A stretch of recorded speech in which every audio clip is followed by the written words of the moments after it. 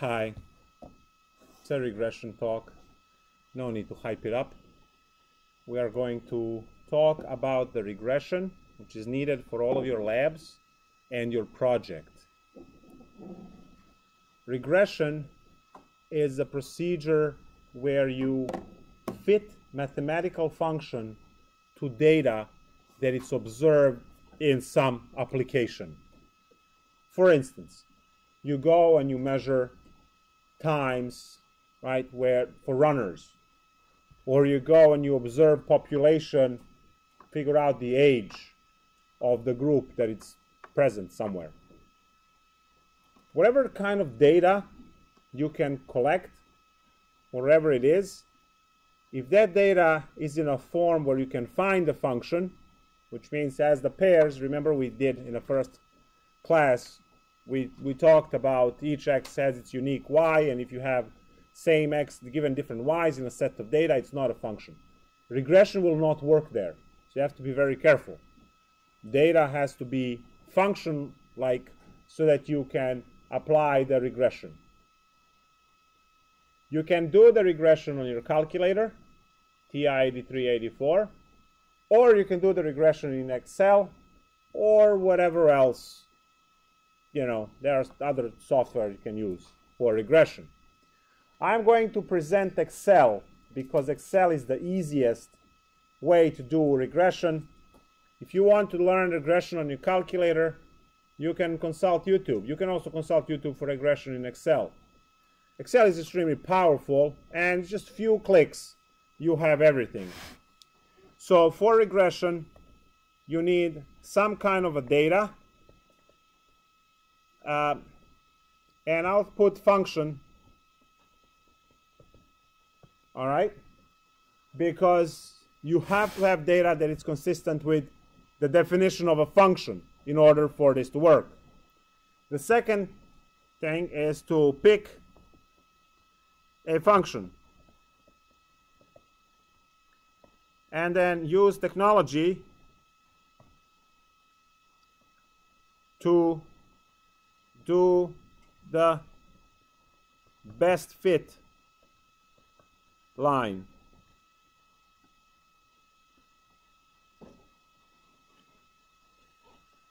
So let's pick some data.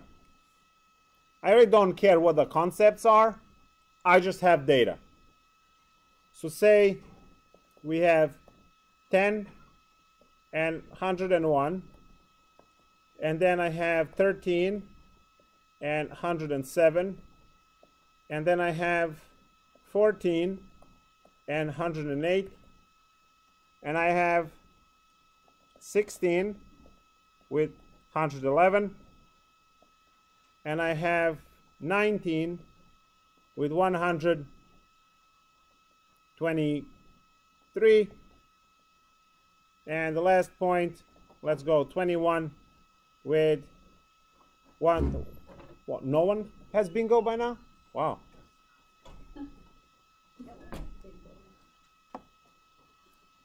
I'm not picking the right numbers, I guess. All right. So this is something that it's called data, and you have your x comma y, and you will pick y equal f of x, some kind of a function. What types of the functions you have? You have constant function, linear, quadratic, cubic. They're also exponential. We are coming back to do more of this in chapter 3. And logarithmic. Later on, you have trigonometric and hyperbolic. And then you're done with RVCC math. After that, about 2,000 or 2,500 other functions that you can work with if you're interested. So these are the choices. Now, we are going to use Excel to deal with this in about 10 clicks and 23 seconds. Well, depends on how fast you type these numbers. So I will need someone, since I'm switching the screen, I will need someone to tell me all of the numbers. I remember the first one was 10, 101. I remember that. And observe what I'm doing. I'm using one column for x somewhere in the sheet. Doesn't matter. I generally don't like to start here because maybe I have to insert the row or something. So just start row 3, 4, 5, a little bit in. All right, so we have 10, 101. 13, 107. Oops. 13. There we go. 107. 14, 108. Okay. I picked nice numbers to type. 21. There we go. You have to enter data carefully. Make sure that all of the values are correct. And once you do this, you select this data by dragging the mouse, right, to select the data. That square will always be discolored. I don't know why, but this, as you can see, green boxes fit around it. So that is included even though it's not highlighted. For whatever reason, I've never figured out why it never highlights the top left. But it's selected. Don't worry about it. It's selected, even though it looks like it's not. And here's what you do. You go to Insert, and over here you will find a scatter.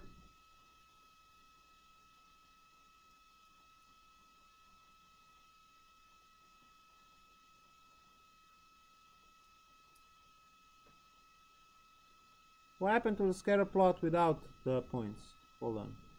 Oh, there it is. Scatter plot, no dots. I mean, the scatter plot with dots, no lines. That's what I meant, no lines. So scatter plot, just dots. You see all of your data. Your x values range from 10 to 21, so 0 to 25. And then this one range from 101 to 130, so 0 to 140. Perfect. And now, these are the parts that should be new. So you probably know how to do this much already. Now look at the magic. You look at this using your eyes, right? And you say, this looks linear. So I'm going to use a linear regression, which is a straight line. I'm going to use linear regression to approximate these values. You will go to any of the points, do the right click, and go second last, says add trend line.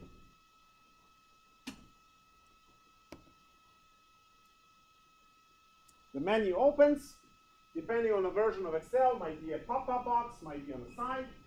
And there are all of the guys that we talked about. Exponential and linear were at the end of our list. The linear was at the beginning of our list.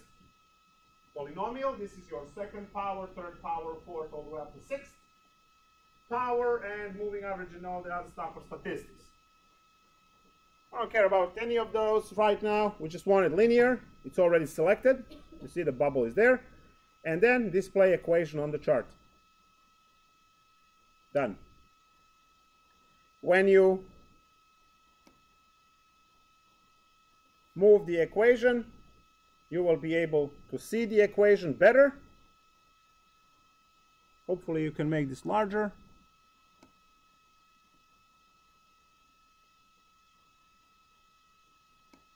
Or maybe you can't. But you see that the equation for this is 2.65 x plus 72 point, right? Now, this is the best fit line. It didn't go through all of the points. It actually hit only one point, as you can see. All the other points are off. This one is kind of on. Not perfectly, but it's good enough. What it did is it averaged the distance of the point to this line, so perpendicular distances are minimized. And this line is the best fit, best trend line for this particular data. Now, if you ask me, well, what value do you expect at 25? Aha, I have a formula. I can predict the future now, right? So, I take 25, I plug it for x, and I compute the value, and I say expect it to be around this number. So, these lines are extremely important. The whole regression idea is extremely important because you extrapolate the future. You find data, you observe data of stuff that happened in the past. You pick up data points for population, you pick up data points for sport and stuff, whatever. You pick those points, the measurements you did in the past, and now you come up with the equation that will approximate the future. And that's very powerful. You use this, obviously, in economics, the business, the investments, all of that stuff, the websites that have those, right, complicated looking graphs. That's just stuff, all right? 3 clicks. Now, you're going to redo this when you go to PreCalc, When you go to chapter 2, add trend line, adding trend line, change it to polynomial, second order, display equation, and the same data. But then you have to look whether this equation or the linear equation, so which equation gave you better fit? Which equation of the two went through more points? Now it's kind of hard over here to judge which one is the better fit. Maybe quadratic is a better fit. And then you will decide to use. So one of the problems on your project will address this, where you will have data, and you will use that data to approximate the missing values, future values, and